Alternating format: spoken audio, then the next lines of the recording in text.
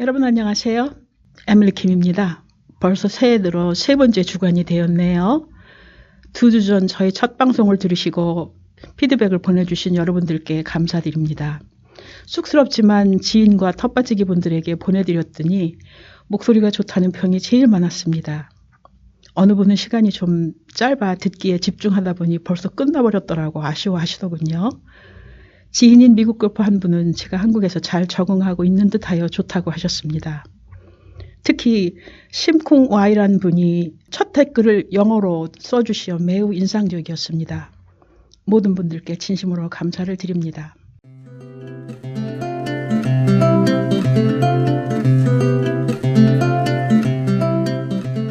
오늘은 텃밭 가꾸기의 기본인 흙 고르기 및 밑거름 주기에 대한 제 개인적인 이야기를 나눠보려고 합니다.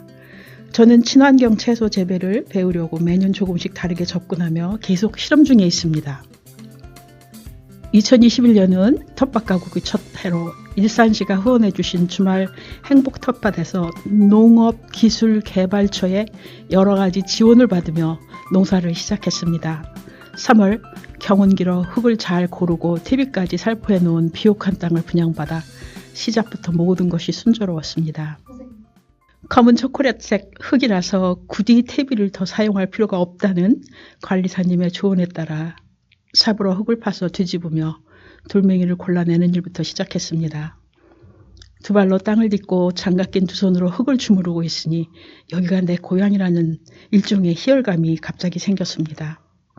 5평의 밭에 5개의 두둑을 만들어 물이 잘 빠지도록 만든 후 준비된 EM 용액을 뿌려 채소 재배 준비를 끝냈습니다.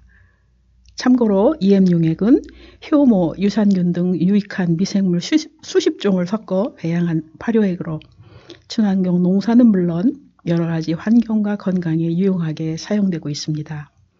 이 용액은 흙 속에서 미생물들의 활동을 강화시키고 작물들이 뿌리를 내려 영양분을 보충하도록 돕는 유익한 발효액입니다. 두 번째 해에는 텃밭 가장자리에 위치한 땅을 스스로 관리하며 1년 내내 계속 재배할 수 있다는 조건 하에 분양을 받았습니다. 3월 말 밭에 가보니 흙 고르기가 되어 있지 않았고 기름기도 없어 보이는 척박한 땅이었습니다. 막상 일을 시작해보니 흙이 단단하게 굳어져 있어 삽질이 그리 쉽지 않았습니다. 심지어 개미와 개미집도 여기저기 보였습니다. 걱정이 되어 인터넷 서치를 하였더니 붕잣가루로 흙을 소독해야 한다더군요. 텃밭 농사를 위해서 흙도 소독해야 하는구나 이런 사실을 처음 알게 되었습니다. 소독 후 3일이 지나 2차 흙 뒤집기를 할 때 자잘한 돌멩이들이 많이 나왔습니다. 구입한 퇴비 세포를 뿌리고 잘 섞어주었지만 땅은 여전히 척박해 보였습니다. 뭔가 찜찜하다는 생각이 들며 장소를 바꾼 것이 많이 후회되었지요. 마치 증명이라도 하려는 듯 그해 저의 봄농사는 폭망이었습니다. 모종들이 자라는 동안 많은 봄비가 왔고 줄기가 무름병으로 고추대가 물러지고 시들어갔고 심지어 브로콜리는 구린내까지 풍기며 썩어 하나씩 둘씩 뽑아 버려야 했습니다. 내년에는 그만두어야 할 것 같아 매우 속상해지더군요. 심어둔 씨앗들도 한참 후에야 겨우 싹이 트며 저를 애타게 했습니다. 뒤늦게 싹이 난 그린빈 줄기와 잎은 초기부터 진드기와 개미에게 포위당하여 하나 둘씩 말라 죽어갔습니다. 그의 그린빈 씨앗을 세 번이나 심었지만 기대에 전혀 못 미쳤습니다. 거친 이 땅을 선택하지 말았어야 하는데 다시 후회를 해봤지만 이미 늦었지요. 한 유튜버가 조언하기를 좋은 땅을 만드는 것은 가을부터 시작해야 한다는 말에 귀가 번쩍 뛰었습니다. 텃밭을 오고 갈 때 도로변에 쌓아놓은 낙엽 포대를 본지라 이를 이용하면 되겠다는 아이디어가 떠올랐습니다. 11월 무, 배추, 알타리 등을 뽑고 나면 다음 해를 위해서 땅을 준비해야겠다는 생각이 들었습니다. 전통시장에서 들기름을 짜고 뽑아낸 깻묵 한 봉지와 비닐도 넉넉히 구입했습니다. 다음 날 준비해둔 바나나 껍질 말린 가루와 깻묵 부순 가루를 흙 위에 뿌리고 옮겨온 낙엽을 담요처럼 덮은 후 비닐로 전체를 감싸 주었습니다. 그해 여름을 나고 세 번째 해인 2023년 3월 중순 텃밭에 가보니 주변에 벌써 돌나물과 쑥 들풀들이 파랗게 올라오고 있었습니다. 호기심 어린 마음으로 비닐을 걷고 3분의 1쯤 부패된 낙엽을 갈퀴로 긁어내었습니다. 운동화 밑에서 갈퀴 끝에서 전해져 오는 땅의 촉감이 작년과는 달라졌다는 것을 느낄 수 있었습니다. 흙이 촉촉하고 부드럽게 변해 있더군요. 친환경 흙 만들기를 위한 첫 시도가 성공했다는 생각에 삽질이 신났습니다. 벌레와 심지어 개구리까지 튀어나와 나를 놀라게 했습니다. 목초액이 유기농 농사를 위한 땅 소독용으로 좋다는 정보를 접하고 구입했습니다. 목초액은 나무로 숯을 만드는 과정에서 나오는 연기를 액화하고 6개월 이상 정제하여 독성과 유해물질을 제거하여 얻은 엷은 흑갈색의 용액입니다. 이것을 물에 희석하여 삽질한 흙위에 뿌려주었습니다. 5일 후 흙 속에 EM 용액을 넣고 그 위에 상업용 탭이 2포대를 뿌리고 갈퀴로 골고루 섞어주었습니다. 며칠 후 다시 흙을 뒤집어 산소가 충분히 공급되도록 해준 후 큰 두둑인 고랑과 작은 두둑인 이랑을 만들었습니다.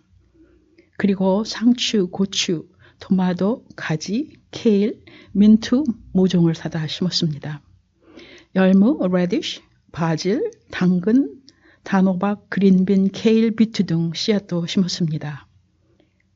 지난해 실패를 만회시켜주려는 듯 기후까지 협조해 주어 저희 봄농사가 대박이 났습니다. 화학비료나 살충제를 사용하지 않았음에도 작물들이 건강하게 잘 자라 풍성한 봄철 채소 수확을 할 수 있었습니다. 땅이 비옥해야 농사가 쉽고 해충도 생기지 않는다는 사실을 새삼 깨닫게 되었지요. 7월에 탭이 한 포대를 섞어 가을 채소인 알타리, 무, 배추 등을 심었는데 이 또한 대박이 났습니다.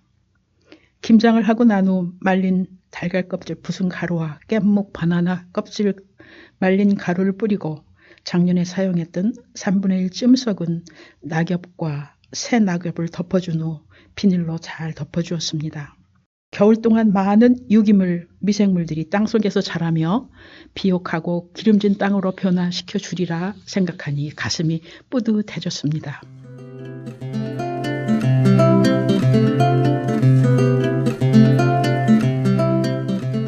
첫 해 텃밭 가꾸기는 코로나 바이러스로 집콕해야 하는 나에게 더할 나위 없이 좋은 소울거리였습니다. 그러나 해가 거듭되며 채소를 재배하는 땅과 흙이 내 삶 속에서 어떤 의미를 주는지 질문이 생기기 시작하더군요. 손바닥만한 작은 땅 한 조각을 가꾸고 경작한다는 것이 과연 무슨 의미가 있는 것일까? 단순히 코로나 유행병으로 생긴 무료한 시간을 때우려는 것인가? 화학비료와 살충제를 덜 사용한 건강한 채소를 얻기 위해 돈과 시간, 에너지, 땀을 흘리는 것인가? 텃밭에 나와 따스한 햇볕을 받으며 몸을 움직여 건강을 유지하기 위함인가? 등등 여러 가지 질문과 답이 떠오를 때마다 나름 다 좋은 일이라 생각해봤죠. 그런데 많은 질문 중 하나가 나의 머릿속에서 떠나지 않았습니다. 인간뿐만 아니라 모든 생물은 어느 날 죽으면 썩어 흙으로 돌아간다. 그렇다면 인간과 흙은 과연 무슨 관계일까? 과학자들이 분석하길 우리 몸은 산소, 탄소, 수소, 질소, 인, 칼륨, 질염소와 나트륨, 마그네슘, 황, 칼슘, 미량의 철, 요드 등 13가지 요소로 구성되어 있다고 합니다. 놀랍게도 흙의 구성 요소도 산소, 탄소, 수소, 질소, 인, 칼슘, 마그네슘, 철 외에 10여 종으로 비슷하게 이루어졌다고 말합니다. 성경은 태초에 하나님께서 인간을 흙으로 빚으시고 생명을 불어넣어 창조하셨다고 기록하고 있습니다. 여기서 생기는 곧 생명이자 에너지이고 영을 의미한다 생각합니다. 살아있는 에너지인 영을 소유한 바로 우리 인간입니다. 육신에서 생명이 떠나 에너지가 사라지고 영이 없어지면 곧 죽음을 의미합니다. 생명이 떠난 인간의 육신은 부패하기 시작하여 결국 흙으로 돌아갑니다. 이것은 아무도 피할 수 없는 진리이자 사실이지요. 그런데 이 흙으로 농사를 짓는 거지요. 흙 속에서 새로운 생명이 시작되고 영양분을 얻어 우리가 먹는 채소와 과일을 길러낸다. 이러한 자연의 순환 과정이 끊임없이 돌고 돌아 인류 전체를 먹여 살려왔고 지금도 80억이라는 인류를 먹여 살리고 있다. 내가 채소를 재배하면 이 아이들은 흙의 생기를 먹고 잘 자라 기꺼이 그리고 맛있게 나에게 생명을 내어준다. 난 채소들의 생명을 먹으며 하루하루 내 생명을 유지하며 살아간다. 이런 생각을 하게 되자 참으로 오묘한 느낌이 들기 시작했습니다. 그리고 나도 언젠가 흙으로 돌아가고 또 다른 생명을 키워내는 성분이 되는 자연의 순환 과정 속에 있음을 깨닫게 해 주었습니다. 우리가 서로를 먹이고 살리는 신비한 생명의 순환 과정 속에 있는 자연의 일부라는 것 놀랍지 않은가요? 그런데 인간의 욕심이 대량 생산으로 이윤을 추구하게 되며 땅을 마구 착취하게 되었습니다. 부족한 흙 속의 영양분을 화학비료로 채우고 무자비하게 자연의 순환 과정을 배신하며 공장에서 죽은 음식을 만들어내어 시장에 내다 팔면 우리는 그것들을 사다 먹는 것이 현대의 먹거리 체계입니다. 지구 환경운동가들은 지구가 병들어 죽어간다고 아우성입니다. 그 죽어가는 흙을 비료로 연명시켜 키워내는 채소와 과일을 먹는 우리의 건강이 위협받는 것은 당연하겠지요. 여기까지 생각이 미치니 지구를 원래로 살리는 일이 시급해졌습니다. 텃밭에서 땅을 가꿀 때마다 제 스스로 되새기는 것은 지구 한 구석 손바닥만한 땅이지만 자연농법으로 가꾸는 일은 곧 지구를 살리는 일이라는 겁니다. 흙을 건강하게 가꾸는 일은 곧 지구를 잘 가꾸는 일이자 우리 자신의 건강한 삶을 가꾸는 일이라 믿습니다. 따라서 매년 저는 자연에서 얻는 재료로 건강한 흙을 만들기에 정성을 다하고 있습니다. 첫째 해에는 상업용 퇴비와 화학비료를, 둘째 해에는 상업용 퇴비와 유기농 복합비료를, 세 번째부터는 상업용 퇴비와 더불어 잡초를 모아 고랑에서 썩히고 음식물 찌꺼기는 플라스틱 통 안에서 발효시키고 낙엽은 비닐포대에 넣어 여름 내 썩힌 후 흙과 섞어 친환경 흙을 만들려고 노력을 합니다. 시간과 노력이 더 들어가는 일이지만 지구 한 구석 건강한 땅에서 충분한 햇볕을 받으며 자란 내 채소들이 주는 다양한 생명인 영양분과 뛰어난 맛과 향기, 내 몸의 건강을 위해 기꺼이 친환경 유기농 채소 재배법을 고집하려고 합니다. 사실 저는 미국 생활 31년 동안 김치를 거의 먹지 않았습니다. 그런데 지금은 제가 직접 키운 유기농 배추와 알타리로 김치를 담아 매일 먹습니다. 김치를 입안에 넣고 씹으면 내 몸 안에 있는 한국인 DNA가 잠을 깨며 살아 움직이는 것을 느낍니다. 내 몸과 기억 속에서 오랫동안 잊혀졌던 어릴 적 고향의 맛을 의미하며 한국에 조금 더 깊게 적응해 가는 나 자신이 좋습니다. 한국에 돌아오길 잘했다는 감사도 넘칩니다. 이제 텃밭이 있는 일산 서구가 한국에서 저희 제2 고향이 되어갑니다. 텃밭에서 만나는 사람들과 나의 텃밭 이야기 방송을 가능하게 해주는 장애인 종합복지관이 저의 커뮤니티가 되어갑니다. 녹음과 편집, 송출 등 기술적인 면을 도와주는 박수진 담당자님은 저의 조카딸 같습니다. 제가 매일 즐기는 모든 기쁨과 축복을 허락하신 하나님과 여러분들에게 감사를 드립니다.